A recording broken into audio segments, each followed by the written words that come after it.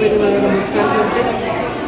गेली 12-13 वर्ष चालू आहे महाकालेश्वर चॅरिटेबल ट्रस्टतर्फे महिलांना हळदी कुंकू आणि महाप्रसादाचा कार्यक्रम गेली 13 वर्ष झाली होते.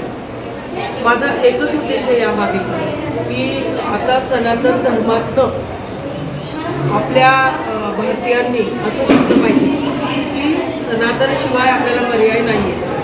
भक्ती मार्गातूनच आपल्या सांसारिक कलह, सांसारिक वाद हे दूर होत असतात. आजचं जग हे खूप म्हणजे मोबाईलचं युग असं म्हटलं तरी चालेल. प्रत्येक स्त्रीच्या हातामध्ये ती शिक्षित असो वा अशिक्षित असो, परंतु मोबाईल हा लागतो. पण माझी सर्व महिलांना हात जोडून एक नम्र विनंती आहे की मोबाईलचा वापर, अतिवापर हा खूप घातकी आहे. आपल्या या पुढच्या पिढीला संस्कृती, आपला भारत देशाचं सनातन हे शिकवण्याची खूप गरज आहे. त्यातूनच आपल्याला योग्य मार्गदर्शन मिळेल अशी माझी सर्व महिलांना विनंती आहे. महिलांनी वेळात वेळ काढून देवाचं दर्शनही होतं, शिवाय त्यांना जे मानाचं पान आहे, हळदी कुंकू आहे, सौभाग्याचं लेणं तेही मिळतं. त्याबरोबर त्यांना देवाचा प्रसाद पण मिळतो.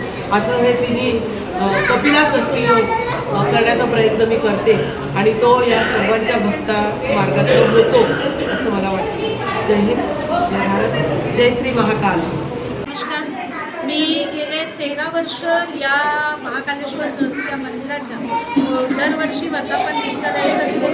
त्याच्या ज्या अध्यक्ष आणि संस्थापिका आहेत माझ्या मोठ्या बहीण संजीवनी पाटील या सतत दरवर्षी हळदी कुंकवाचा कार्यक्रम आणि मोठ्या प्रमाणात भंडारा करत असतात आणि खूप मोठ्या प्रमाणात लोक याच्यात सहभागी होतात, स्वतःहून येतात.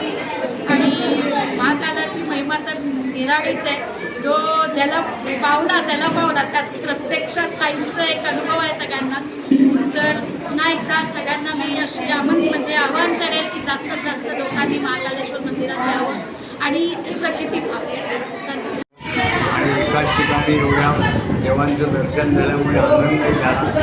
अशा ताईने मोठं मंदिर बांधून सर्व लोकांना मोठे उपकार केलेले आहे. त्याबद्दल ताईंना धन्यवाद द्यावे तेवढे थोडे आहेत.